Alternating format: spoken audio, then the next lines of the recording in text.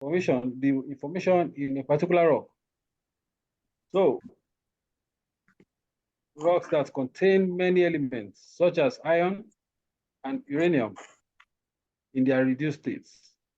Elements in these states are not found in the rocks of mid-Precambrian and younger ages, less than 3 billion years. So these words might look so vague to you because you are not exposed to it yet. But I know other lecturers are coming to teach you. Some lecturer will be teaching you on that because that's their part to teach you. I am just going to explain the ones I can explain to you based on the topic that I'm going to teach. So 1 billion years ago, early aquatic organisms called blue-green algae began using energy from the sun to split molecules of water and carbon dioxide and recombine them into organic compounds and molecular oxygen. This solar energy conversion process is called photosynthesis. I'm very sure we all know what photosynthesis is. Some of the photosynthetically created oxygen combines with organic carbon to recreate carbon dioxide molecule. The remaining oxygen accumulated in the atmosphere, touching off a massive ecological disaster with respect to early existing anaerobic organisms. So as oxygen in the atmosphere increased, CO2 decreases. So that's the concept. So now we understand as humans that we take up the oxygen and we bring out the CO2. And now the plants take up this CO2 and bring out oxygen. So the world has been programmed in the way that some wastes are actually very important for some other organisms to survive. So with this, we can all survive because we take up their oxygen, which is their waste, we use them up and we give them carbon dioxide, which is what they need. So this is a kind of cyclic nature that help human and other organisms within the earth to survive. So it will be very difficult for human to survive without plants. And that's the reason why we always advise and we try to communicate to everyone around us, everyone that comes, that we get in contact with, that though deforestation is important because we need to construct in order to create habitats for human. But when we do some kind of deforestation, we need to plant new plants in order for survival. So when you have your own building, you bring down lots of trees to construct. It is advisable that you have a green area. And those are the beauties that we see when we go abroad. We see a lot of beautiful plants, beautiful trees, though they beautify the area. But the major purpose is for survival. It is a kind of survival instinct because they understand clearly that what we need comes from them and what we don't need, they need it. Just take, for instance, if the earth is filled up with carbon dioxide and nothing is taking it up, it can affect life. And of course, it has been affecting life because these days, I don't know if you are very conversant and you are a good reader or you follow the news very well, you must have heard about the global warming. The global warming is a kind of the pandemic is a global issue. And the reason for this is because of human activity. When humans try to produce lots of pollution, all this pollution will go to the atmosphere.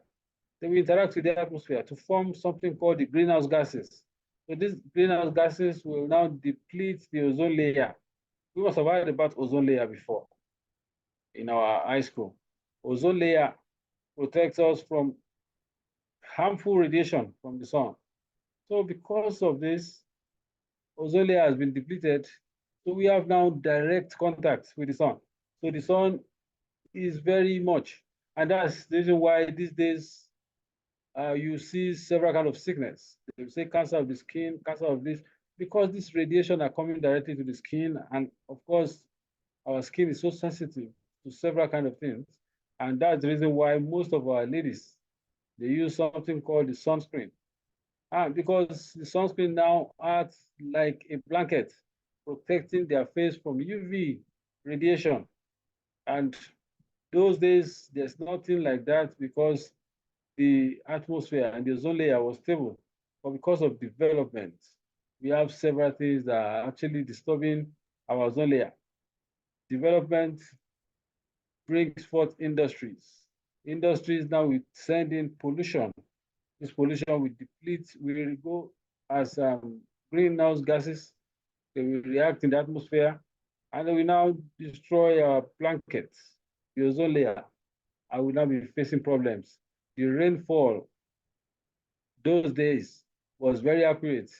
The seasonal variation was accurate. You can tell somebody that when it is January, there's going to be rainfall. But these days, everything has changed. And it is because of the activities of man, anthropological effect of what man is doing, that has caused the atmosphere now to be working in a way that we cannot really predict. Those days when all these when it's been predicted that it's going to be rainfall in Lagos, it's going to happen like that. But these days, you might predict there's going to be rainfall and you will not see any form of rainfall. And the farmers will plant without seeing the rainfall because they know that rainfall is forthcoming. But these days, it's not coming as usual. And it's as a result of human activity because we live as if everything we do is not going to affect us. And that's why the government is placing a lot of policies in order to protect life and the world at large. So in atmosphere, some oxygen O2 molecules absorb energy from the sun, UV rays, and split to form oxygen atom. These oxygen atoms combining with remaining oxygen to form the ozone, which is O3 molecules, which are very effective for absorbing UV rays. So the thin layer of the ozone that surrounds the Earth acts as a shield, protecting the planet from irradiation by the UV light. So now you can relate what I'm trying to say from the statement. So the amount of ozone required to shield the Earth from biologically lethal UV radiation, wavelengths from 200 to 300 nanometers, is believed to have been in existence 600 million years ago. At this time, the oxygen level was approximately 10% of its present atmospheric concentration. Prior to this period, life was restricted to the ocean. The presence of ozone enabled organisms to develop and live on the land. Ozone played a significant role in the evolution of life on Earth and allows life as we presently know it to exist. And that's the reason why you see very rich people want to stay close to the ocean because they feel the breeze from the ocean. They don't mind the price of the lands in the area. They will buy it, and construction also will be very expensive because they want to stay close to the ocean. They like the view and they like the breeze that comes from there. So life can be affected by the activities of man. So you as a student, young student coming to the university, and you need to be told in order for you to be able to disseminate this information to the people we are going to come across in the course of life. So we have three phases of the atmospheric formation or atmosphere formation. The just formed Earth, like Earth, the hydrogen, helium was very warm. When the Earth was just formed, the hydrogen and helium was very warm. This molecule of gas moved so fast, they escaped the Earth's gravity and eventually all drifted off into space. Because they were warm, the molecules were so fast, so they cannot be affected by gravity. So they went into space. The Earth's original atmosphere was probably just hydrogen and helium, because these were the main gases in the dusty, gassy disk around the sun, from which the planet formed. So the Earth and its atmosphere were very hot. Molecules of hydrogen and helium moves really fast, especially when warm. Actually, they moved so fast, they eventually all escaped Earth gravity and drifted off into the space. So you see the space, you see the Earth, helium and hydrogen were moving so fast into the space, they boycott uh, gravity because of the speed and uh, the warmness has given them. So the young Earth, I just told you about the just formed. So when the Earth formed, just like you having a baby, just giving birth to a baby, then later it becomes a young child. So the young Earth, volcanoes released gases, that is gases, water as steam. Volcanoes release gases, water as steam, carbon dioxide, CO2, and ammonia. Carbon dioxide dissolved in seawater. Simple bacteria thrived on sunlight and carbon dioxide. Byproduct is oxygen, O2. They have a byproduct, which is oxygen and O2 when they dissolve in seawater. So the Earth's second atmosphere came from the Earth itself. There were lots of volcanoes. I don't know if you know what a volcano is, but you're going to be taught what a volcano is. So we are being taught the formation of rock. They tell you, they mention to you magma, they mention to you lava. Please, how many lecturers have taught you so far? Is it just Professor Akimosi or some Yes, other sir. lecturers came already? Okay, other lecturers will come. But I thought they should have come so that I'll be able to understand what I'm teaching, because they would have told you all those terms. So I was talking about the volcano. Volcano, we have, I told you that we have rocks that a lecturer will come and teach you. So we have we have sedimentary rock, we have the igneous rock, and we have the metamorphic rock. But the primary rock is the igneous rock. So the igneous rock is formed from magma, and this magma is from beneath the Earth's surface. So the magma is very hot, but in liquid form. It will come out to the Earth's surface and cool down. When it cools down, it becomes a rock. So that process is called volcanism. So we have the volcanic rock and the plutonic rock. So when the rock gets to the surface, some will, because they have different temperature within and above the surface. When the magma or the liquid form gets to the surface, it will cool very fast because of the oxygen or the air that is on the surface. But when it's within the subsurface, within the ground, it will take its time to cool down. And when something cools so fast, it will not be fine. It will be worse in nature. If you put your gari in water, in very hot water, you just put it without stirring it, and it's exposed to oxygen, it will be very hard. You see some parts are very hard. So that's how it's going to be on the surface. The surface, because it's so fast, the breeze are just coming, so it won't have time to just relax. So the, the component of the rock will be so visible. It will not be fine. But when it cools down within the surface, it will take its time to cool down. So those will be very fine. So those are called the volcanic rock. And the ones that come to the surface are called the plutonic rocks. So they are going to be taught that. So I don't know why, I don't know if you can understand what the volcano is. The volcano is just a release of gas in the form of magma. So when you talk about formation of rock, the rock are formed through the cooling and solidification of molten magma. So that's how an igneous rock is formed. So this igneous rock, when exposed to high heat and temperature, or pressure. Those, I told you that a rock is an aggregate of minerals. So the minerals now will change from their present form or their present chemical composition because of the heat and temperature. They will change now to form a rock called the metamorphic rock. Any rock that is being changed because heat and temperature is applied to it is called a metamorphic rock. So now, the sedimentary rock is as a result of weathering of these rocks. When they get weathered, they form sedimentary rock.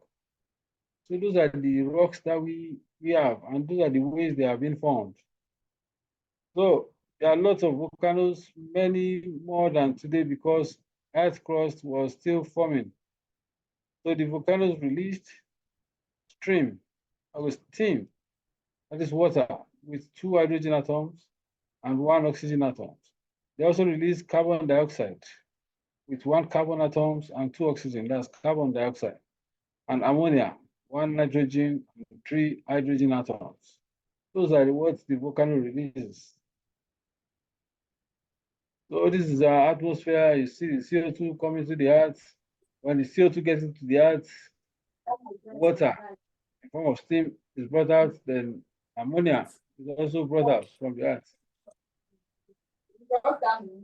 So the current planet, we've talked about the just formed, we've talked about the young planet, and we're going to talk about the current planet. The current planet, plants and animals thrive in balance. Plants take in carbon dioxide and gives off oxygen. Animals take in oxygen and give off carbon dioxide. So burning stuff also gives off carbon dioxide. When you take your trash, probably you bought a new TV and you have the carton, you have a place to put it, you just put it outside and you try to burn it. So it produces something called the carbon dioxide. So it's not just plants that produce carbon dioxide. Burning stuff also give off carbon dioxide.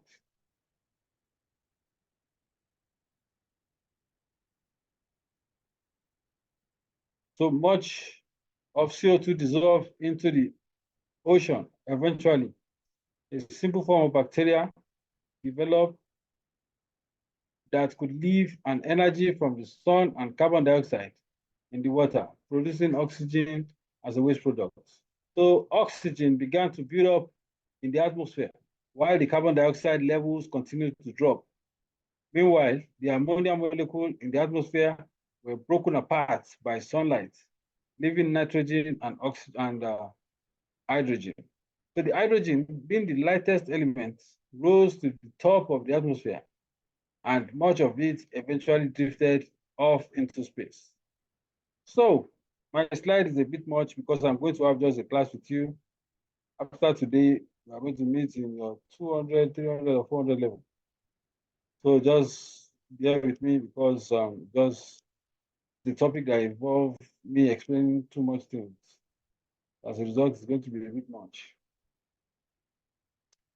So now we have the third atmosphere, the one we all know and love, an atmosphere containing enough oxygen for animals, including ourselves, to evolve.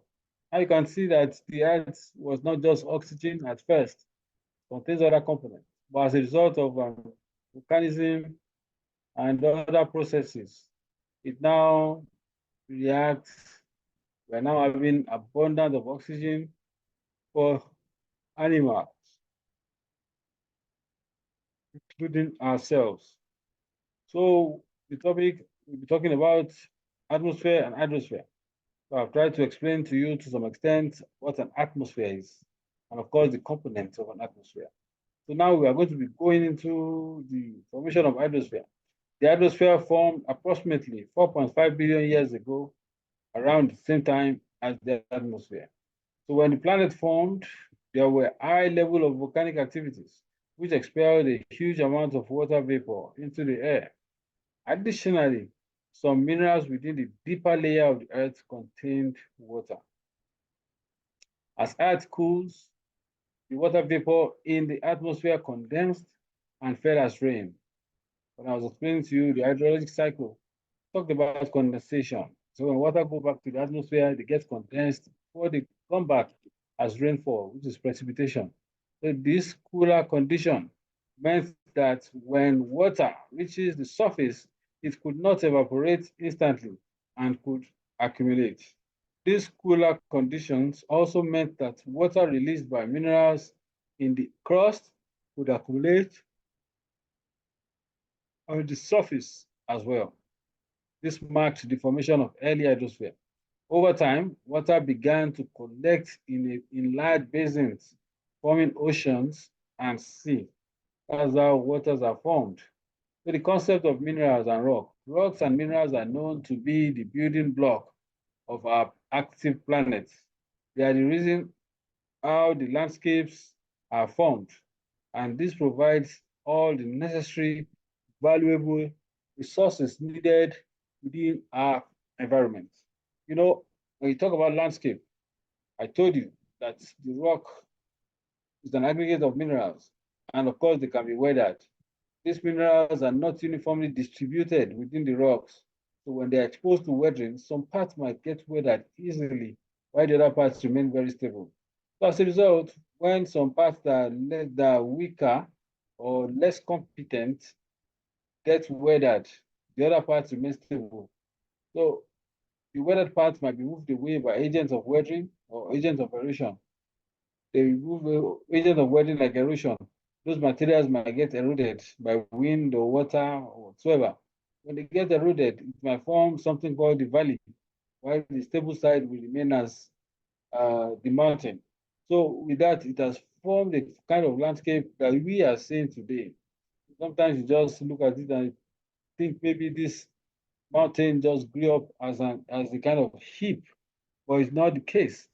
Mountains, the earth was probably uniform, but because of the non-uniformity of the minerals within this rock, some get weathered faster than the other.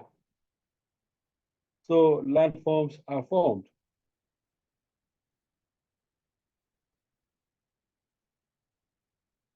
So I told you, when you talk about atmosphere, hydrology, there's no way you're going to talk about rock. So rock is an inorganic, solid, and natural substance without any specific atomic structure or chemical composition. It is simple to remember that rocks are made up of two or more minerals. Example of rock involve limestone, granite, marble, slate, and sandstone. Each of these rocks consists of different minerals that can be mixed up with the rock through different geologic processes. Let's consider granite. It is mostly consists of three minerals, namely quartz, mica, and feldspar. Don't worry about these names. Very soon you're going to understand them better, and of course, they are going to be very simple for you to understand. Now that's why it is called Introduction to Geology. We are introducing you to geology, and we know what we expected of you to know. Now that you have heard about it, you will be interested in knowing what it is. So all these minerals exist in nature, but mixed up with the rock. Sometimes you see big chunk of one of these minerals in granite, but when you take that stone as a whole, you have to call it a rock. So this is the glider floor rock. So now we have talked about rock. Talk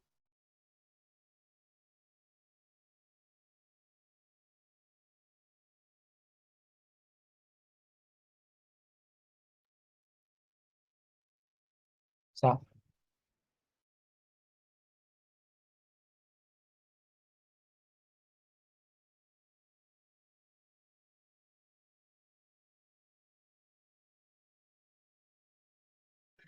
Are you there, sir?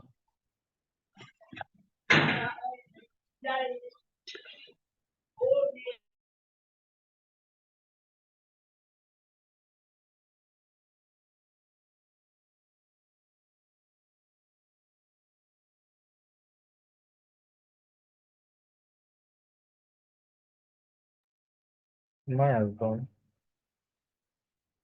Okay, it's gone.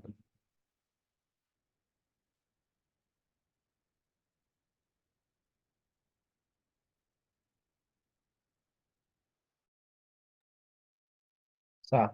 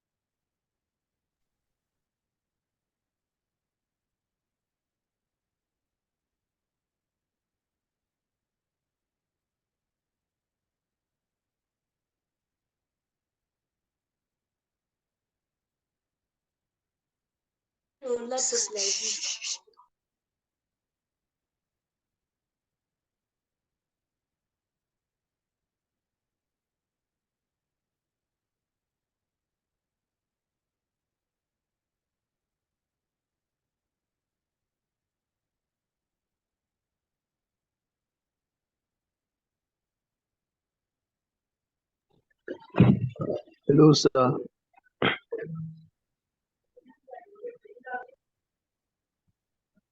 Sir, this man is on mute. I've been talking. Can you hear me? Yes, we can, sir. Yeah, I've been talking. I don't know. My hands touched the mute button. So I was telling you that there's no way you can talk about atmosphere without talking about rocks and minerals. So the rocks, I just told you about rock now. So minerals are defined as a natural inorganic solid substances, which has a crystalline structure with a particular chemical composition. A mineral is said to possess different chemical composition, which defines its crystalline shape and form. Whereas the rock, which is said to be comprised of several minerals, is generally classified based on their mode of formation. So when you talk about rock and ask you to classify rock, most times you don't classify them based on how they are formed, based on the mineral they contain, but based on their mode of formation. So when I was telling you about igneous, metamorphic, and sedimentary rock, I was actually talking about the way they are being formed. I told you that the igneous rock, which is the primary rock, is formed from cooling and solidification of molten magma, while the metamorphic rock is when this formed igneous rock is exposed to high temperature and pressure, or change in temperature and pressure. So the minerals within the rock will change. They will form new rock, and the rock is called metamorphic rock. So now, when these rocks are now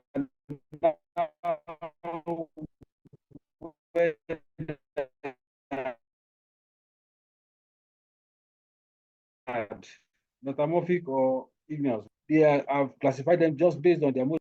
So these are just kind of minerals. This is a daphtase, bluish green, copper, silicate mineral. So with time, you are going to see several minerals.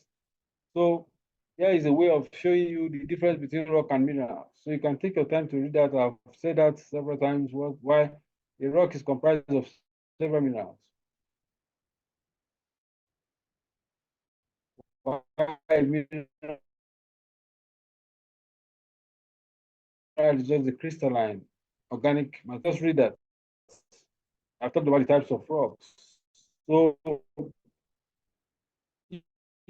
as a matter of fact, I must confess to you that I have finished what I am supposed to teach you. All these are just an extra thing I'm adding up because it's an and a metamorphic rock. So the formation stand are normally subjected to extreme pressure and temperature, up to 1,200 Celsius. Because of high temperature and pressure changes, the molten material sometimes shoots up to the surface in the form of volcanic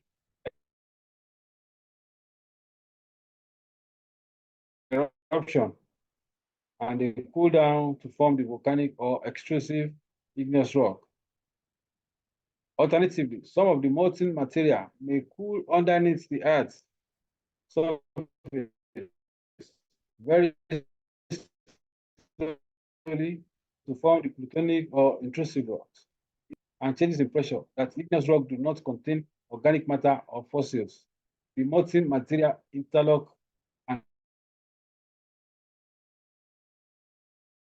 and crystalline as the melt cools and deforms and forms solid minerals. Solid material. So what I'm trying to say now is that the rocks, the igneous rock are fission is unstable. Can you hear me?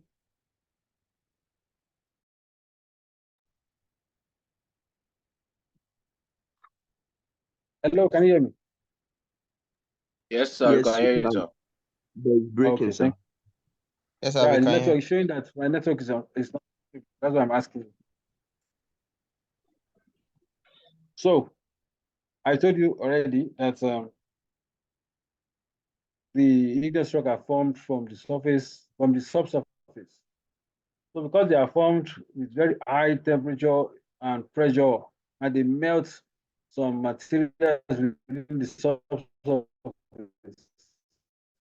there's no way you can see organic material in the igneous rocks. So there's something called lava. You must have heard about lava, magma. The magma will be coming from the subsurface. So when it gets to the surface, it continues to move. So once it gets to the surface, so just like most of our master students, let's take I just want to explain to you, they work in an oil company. When they are there, they are bosses, they are engineers there. But when they come into the school, they are core students. That does not change their person. It does not change who they are, but the status might change based on where they are, based on their location. So based on location, a magma can be called a lava. It is a magma when it is within the subsurface, but when it gets to the surface, it is called a lava. So this lava now will form what is called the volcanic rock, which is at the surface, or the extrusive rock. So what is formed within the surface that takes its time to cool down because it's not exposed to atmospheric pressure is called the intrusive or the plutonic rock. So now you can see that we are differentiating rock based on their formation. So that is what an igneous rock is. So in the long run, the melt form a cool hard rock made up of crystals, made up of crystals with no open space and don't exhibit any desirable grain alignment. The rock may be made up of entirely of one mineral or various minerals. It is possible for you to have a rock that is made up of just one mineral. And it is possible for you also to see a rock that is made up of several minerals. So we should take note of that. So rock, it is said that rock is an aggregate of minerals, but we can actually see a rock that just contains only one mineral. So rapid cooling results in smaller crystals, while slow cooling results in larger crystals. Type of igneous rock, igneous and the intrusive. I've talked about that before.